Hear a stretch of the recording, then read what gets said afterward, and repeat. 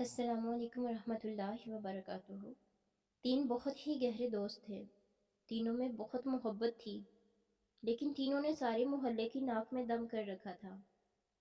سارا محلہ ان سے پریشان تھا۔ ایک بار کیا ہوا کہ تینوں بیٹھے ناشتہ کر رہے تھے۔ انہیں کھانے میں نمک کم لگا۔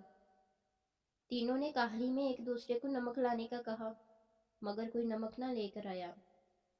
لمبی بحث کے بعد یہ فیصلہ ہوا کہ تینوں بت بن کر رہیں گے۔ جو پہلے ہلا یا کچھ بھی بولا وہ جا کر نمک لے کر آئے گا۔ تینوں بت کی طرح ساکن ہو گئے، یہاں تک کہ رات ہو گئی۔ دو دوستوں کی آنکھ لگ گئی، لیکن تیسرا موقع پا کر لیٹ گیا اور سو گیا۔ باقی دونوں میں سے ایک کی آنکھ کھلی تو وہ بھی لیٹ کر سو گیا۔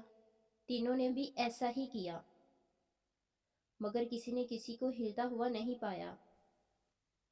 اگلے دن محلے والوں نے نوٹ کیا کہ وہ تینوں شرارتی دوست نہیں دکھے، لہٰذا وہ ڈھونڈتے ہوئے ان کے گھر پہنچے اور انہیں سوتا ہوا پایا، لیکن ایک بزرگ نے انہیں مردہ قرار دیا۔ باقیوں نے بھی بغیر تحقیق کے انہیں مردہ تسلیم کر لیا۔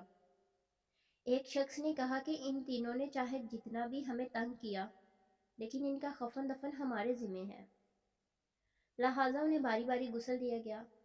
تینوں ہنگامے کی وجہ سے جاگ تو گئے تھے، لیکن اپنی ضد پر اڑے رہے، یہاں تک کہ تینوں کا جنازہ بھی پڑھایا گیا۔ تینوں کو پتا تھا کہ ان کے ساتھ کیا ہو رہا ہے، مگر کوئی بھی کچھ نہ بولا اور نہ ہی ہلا۔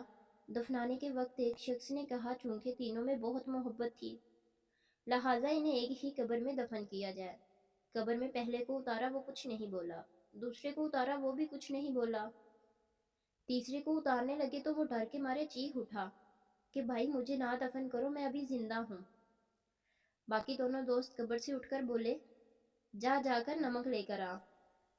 اور محلے والے ایسے بھاگے کہ بیان کیسے کروں سمجھ نہیں آ رہا۔ مزید اچھی ویڈیوز کے لیے میرے چینل کو لائک، سبسکرائب اور شیئر کریں۔ شکریہ۔